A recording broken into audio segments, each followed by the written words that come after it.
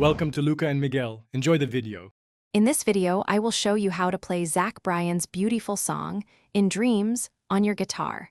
We will start by breaking down the 4 main open chords you'll need to master. Then, we'll explore the fundamental strumming pattern that drives the song's rhythm. By the end, you'll have a solid foundation to begin playing this heartfelt tune with confidence and ease. Now, let's dive into the strumming. The core pattern is a simple down, down, up, which you'll repeat for most of the song. Pay close attention to maintaining a steady rhythm, as this is crucial for capturing the song's feel.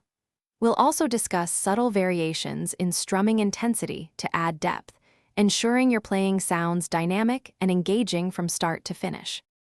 Understanding the song's structure is key to playing it well. In Dreams typically follows a verse-chorus, bridge, chorus pattern. We'll explore how to navigate these sections smoothly. Additionally, we'll focus on dynamics, learning to play softer in the verses and build intensity for the choruses. This variation will help you convey the song's emotional journey effectively.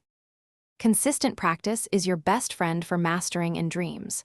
Start by practicing each section slowly with a metronome, gradually increasing your speed.